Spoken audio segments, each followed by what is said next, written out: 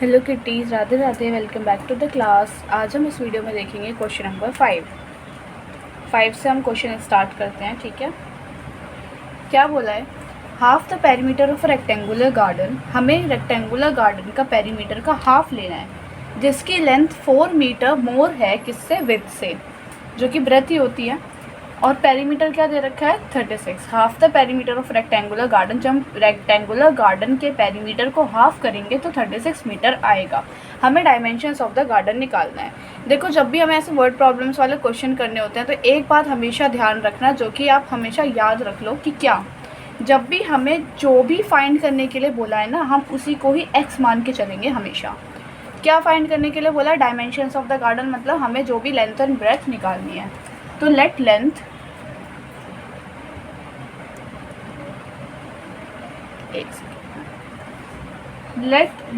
Of garden, length को मान लेते हैं x, एंड लेट ब्रेथ या फिर विड्थ ऑफ गार्डन, इसको क्या ले लेंगे? y, कुछ भी ले सकते हैं अल्फ़ाबेट। ठीक है, अब हमें पता है पेरीमीटर होता कितना है? पेरीमीटर ऑफ रेक्टेंगल क्या होता है? 2x + y। ठीक है, अब क्या बोला है? Half the perimeter of a rectangular, मतलब हमें हाफ लेना है पेरीमीटर ऑफ रेक्टेंगल का। मतलब जो ये पेरीमीटर ऑफ रेक्टेंगल है, इसका हाफ करेंगे अगर हम, तो हमें दे रखा है 36 मीटर आएगा।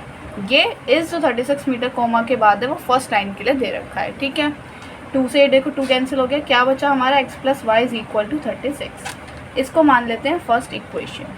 ठीक, अब दूसरी बात क्या बोली है कि लेंथ जो है वो 4 मीटर ज़्यादा है। जैसे से क्वेश्चन बोल रहा है वैसे चलेंगे। लेंथ मतलब x, तो x इज़ मतलब इज़ इक्वल टू 4 मीटर ज़्यादा है विड्थ से, मतलब ब्रेथ से, जो कि हमारा y है उससे 4 ज़्यादा है। तो यही हुआ, ज़्यादा मतलब प्लस है। तो ये हमारी 2 इक्वेशंस आ गई। अब हमें पता है हमें क्या करना है, डायमेंशंस ऑफ द गार्डन निकालनी है, x और y की वैल्यू, और वो भी कैसे? ग्राफ से निकाल देंगे। सेम जो अभी तक हम मेथड करके आए हैं, ये x + y = 36 के लिए, और दूसरी x = y + 4 के लिए। ठीक, अगर हमने x को रखा 0 तो क्या आ गया? y 36, और y को 0 रखा तो x 36।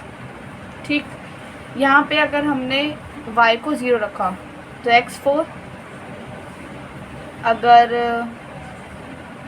x को 0 रख सकते हैं। ठीक है, वरना अगर हम जैसे x को 12 रखें, अगर हम ऐसा कुछ रखें, x 12 रखें, तो 12 इधर जाके 4 माइनस हो जाएगा, जो कि क्या आएगा? 8। ठीक है, अब हम बनाते हैं अपना ग्राफ। देखो अभी इतना बड़ा है ना, तो हम क्या करेंगे, ज़रूरी नहीं हमें 0 1 से ही लेनी है। हम क्या करेंगे, हम इसको उससे ले लेंगे, गैप करके। ठीक है, जैसे ये 36 तक जा रहा है, तो ये तो 0 होता है। हमने सिर्फ x और y ले लिए क्योंकि पॉजिटिव वैल्यूज़ हैं। ठीक है, हम 2 से ले लेंगे। ठीक है, या फिर और ज़्यादा 36 पे है तो हम 4 से ले लेते हैं। इसका ज़रूरी नहीं हमें CL वाइज ही लेना है, हम यहाँ गैप कैसे भी ले सकते हैं। जैसे 4 ले लिया, फिर क्या आएगा? 8, 4 3 = 12, 4 4 = 16, 4 5 = 20, 4 6 = 24, 4 7 = 28, 4 8 = 32, एंड 4 9 = 36। ये हो गए। सेम ऐसी हमें y की वैल्यू कहाँ तक? y की वैल्यू 36 तक चाहिए, तो 4 8 12 16 20 24 28 32 एंड 36। ठीक है, अब क्या करना है? x0 and y 36। तो x0 and y 36, which means ये हो गया हमारा पॉइंट 0, 36। दूसरा x 36 y 0, 36, 0। इसे ज्वाइन कर देंगे। ठीक है, और हम इस पर इक्वेशन का नाम लिख देंगे। कौन सी इक्वेशन है? ये है x + y = 36। ठीक, नेक्स्ट है हमारा x4 एंड y 0। तो ये यहाँ पर आ जाएगा 4,0। नेक्स्ट है x 12 and y 8 which means यहाँ पर 12,8। अब हम इसको कंबाइन करेंगे अगर,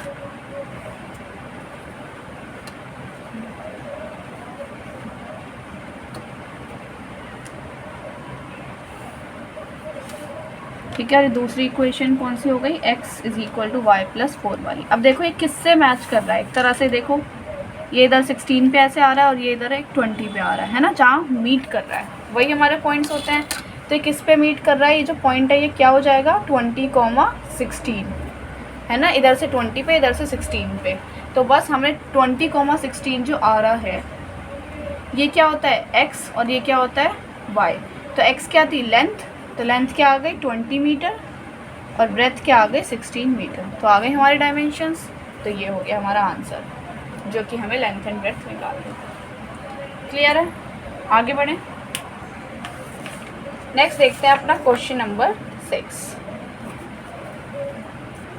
क्या बोला है, गिवन द लीनियर इक्वेशन, हमें लीनियर इक्वेशन दी है 2x + 3y - 8 = 0। Right another linear equation in 2 variables. ठीक है, लीनियर इक्वेशन लिखनी है इन 2 variables such that geometrical representation of the pair so formed is this. मतलब ऐसी इक्वेशंस हमें खुद लिखनी है। एक तो हमें इन्होंने दे रखी है, ठीक है। अब हमें इसकी एक अनदर लीनियर इक्वेशन लिखनी है इसके साथ ही। एक तो हमारी यही हो गई 2x + 3y - 8 = 0। अब हमें एक और लिखनी है जो कि ये प्रूफ करे कि इंटरसेक्टिंग लाइंस हैं। ठीक है, इंटरसेक्टिंग लाइंस के लिए क्या होती है हमारी कंडीशन कि a1/a2 not equal to b1/b2, है ना। अब जैसे फर्स्ट इक्वेशन हमारी 2x + 3y - 8 = 0 ये थी a1 b1 c1। तो हमें इसी से रिलेटेड लिखना है, ऐसी कुछ डिफरेंट लिखनी पड़ेंगी जिससे कि हमारा बिल्कुल इक्वल ना आए, है ना। तो क्या ले लो, कुछ भी ले लो अपने आप से जिससे वो इक्वल ना आए। जैसे हमने यहाँ ले लिया, ये ले लो, कुछ भी हम ले सकते हैं। अब देखो यहाँ से a1/a2 क्या आएगा 2/3। अपने आप से दूसरी इक्वेशन बनानी है बस। b1/b2 क्या आएगा 3/5। देखो क्या इक्वल है ये, बिल्कुल भी नहीं है। तो इससे हमें पता चल गया कि ये इंटरसेक्टिंग लाइंस की इक्वेशन बन सकती हैं। ये रही हमारी दूसरी इक्वेशन। ऐसी इसमें हमें दूसरी इक्वेशन देनी है जो कि पैरेलल लाइंस हो। पैरेलल लाइन की क्या कंडीशन होती है, a1/a2 = b1/b2 but not equal to c1/c2। हमें ऐसी देनी होगी जो ये दोनों तो इक्वल हो। फर्स्ट इक्वेशन तो ऑलरेडी इन्होंने हमें दे रखी है, दूसरी ऐसी लेनी है जो इक्वल हो। जैसे क्या करते हैं, अगर हमें इक्वल बनानी है तो इसका डबल कर दो बस। ये इजी ट्रिक्स होती है एक तरह से हमें इक्वल बनाने के लिए।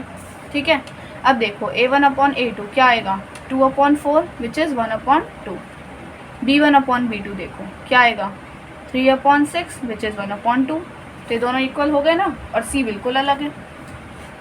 तो इससे हमें क्या पता चला, a1/a2 b1/b2 के इक्वल है, बट c1/c2 क्या है 8/9, क्योंकि माइनस से माइनस कैंसिल हो गया। तो c1/c2 के इक्वल नहीं है। तो ये हो गई हमारी दूसरी इक्वेशन। ठीक है, तीसरी देखते हैं कोइंसिडेंट लाइंस की। इसमें क्या कंडीशन होती है, तीनों इक्वल होते हैं a1/a2 b1/b2 and c1/c2 equal होते हैं। तो फर्स्ट इक्वेशन हमारी ये इक्वल बनाने के लिए मैंने बोला बस डबल कर दो। हमें 2 इक्वल बनाने थे तो हमने 2 को डबल किया, इस बार तीनों को डबल कर दो। ये 4x, ये 6y एंड यहाँ 16 कर दो। अब देखो a1/a2 क्या आएगा 2/4 कट करके 1/2। b1/b2 क्या आएगा 3/6 जो कि 1/2। और c1/c2 अगर हम देखेंगे तो क्या आएगा -8/-16, ये भी कट गया और ये 1/2। देखो तीनों इक्वल हो गए। तो बस b1/b2 और इक्वल टू c1/c2। तो ये हो गई हमारी दूसरी इक्वेशन। क्लियर है। नेक्स्ट बढ़ते हैं हम अपने क्वेश्चन नंबर 7 की तरफ। क्वेश्चन नंबर 7 क्या बोल रहा है, draw the graph of the equation. हमें ग्राफ ड्रॉ करना है इस इक्वेशन एंड इस इक्वेशन का, और उसके कोऑर्डिनेट्स भी हमें निकालने हैं। ठीक है, और हमें कोऑर्डिनेट्स ऑफ द वर्टिसेस, हमें किसके कोऑर्डिनेट्स बताने हैं, वर्टिसेस क्या होती है, जैसे कुछ भी अगर हम बनाते हैं ना, जैसे हमने ट्रायंगल बनाया तो ये जो पॉइंट्स होते हैं ये जो कॉर्नर के पॉइंट्स होते हैं ये क्या होता है, वर्टेक्स होती है, हमने पढ़ा है। तो बस यही ऐसे बताना है, वर्टेक्स ऑफ अ ट्रायंगल बताना है जो कि हमारा इन दोनों लाइन से फॉर्म होगा, ठीक है। और एक्स एक्सिस बतानी है and shade the triangular region, और ट्रायंगुलर रीजन को हमें शेड भी करना है, ठीक है। करते हैं, कैसे होगा देखो। Draw the graph. सबसे पहले हम करेंगे अपनी फर्स्ट इक्वेशन, लिखेंगे क्या है, x minus Y plus 1 is equal to 0, ठीक है। इसका बनाते हैं।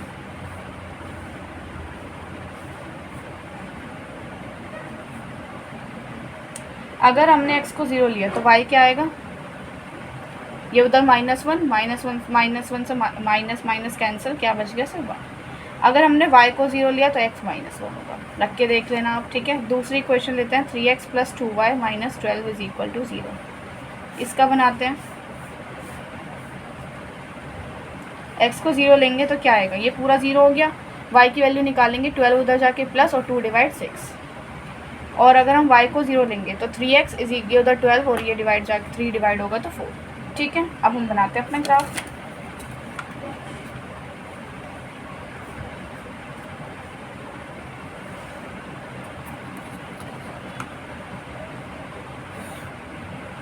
ठीक है, ये हो गया 0। कितने का गैप ले लें, 2 का गैप ले लें या 1 का, ये तो डायरेक्ट ही है, 1 2 3 4 ही चल रहा है तो 1 का ही ले लेते हैं। 1 2 3 4, x की वैल्यू से ज़्यादा तो जा ही नहीं रही, 4 तक ही जा रही है, y की जा रही है 6 तक, 1 2 3, अच्छा y 4, ठीक। अब क्या है, 0,6, 0,6 कहाँ पर आएगा हमारा, यहाँ पर आएगा 0,6। दूसरा क्या है, 4,0, चलो हम कोई नहीं इसकी कर लेते हैं पहले। 4,0 कहाँ पर आएगा, यहाँ पर आएगा 4,0, इसे कंबाइन करते हैं, ज्वाइन कर देते हैं। कौन सी इक्वेशन हो गई ये वाली, ये अभी 3x प्लस 2y माइनस 12। दूसरी को प्लॉट करते हैं, क्या है, x 0 तो y 1, x 0 तो y 1 यहाँ पर। नेक्स्ट है x माइनस 1, तो मतलब हमें इसको इधर भी पॉइंट्स लेने पड़ेंगे, -1, इसको एक्सटेंड करके -2। क्या बोला है, x जो है -1 होगा और y 0, तो ये रहा एक पॉइंट, ये कौन सा पॉइंट हो गया, -1,0। अब अगर इन दोनों का हम कंबाइन कर दें, ज्वाइन कर दें, ठीक है, ये पॉइंट्स आएंगे। ये क्या होगा, हमने ज़्यादा गैप ले लिया, किसके अप्रॉक्स आएगा, ये आएगा एक तरह से 3 के अप्रॉक्स आएगा, और इधर से किसके अप्रॉक्स आएगा, 2 के, तो ये कोऑर्डिनेट्स हो गए 2,3, ठीक है। तो क्या ट्रायंगल बन रहा है, देखो ये ट्रायंगल बन रहा है, यहाँ से एक लाइन, ये लाइन और ये लाइन, ये पूरा ट्रायंगल बन रहा है। शेड करने के लिए बोला है तो हम शेड कर सकते हैं इसको, ये पूरा ट्रायंगल शेड हो गया है ना, यहाँ से यहाँ तक पूरा ये ट्रायंगल फॉर्म हो रहा है, ठीक है। तो बस कोऑर्डिनेट्स बताने थे, कोऑर्डिनेट्स बता देंगे। कोऑर्डिनेट्स ऑफ ट्रायंगल क्या होंगे, एक है -1,0, एक क्या है 2,3, और तीसरा क्या है ये 4,0। क्लियर है, ये था हमारा क्वेश्चन नंबर 7। कोई भी डाउट होता है तो आप मुझसे पूछ सकते हो कमेंट में, ठीक है। और आज की वीडियो समझ आई तो प्लीज़ लाइक कीजिए, कमेंट कीजिए, सब्सक्राइब कीजिए, अपने क्लासमेट्स के साथ शेयर कीजिए, ऐसे मेरे साथ पढ़ते रहिए, मुस्कुराते रहिए। कोई भी डाउट हो तो मुझे कमेंट सेक्शन में बताना मत भूलिए। मिलते हैं नेक्स्ट वीडियो में। राधे राधे।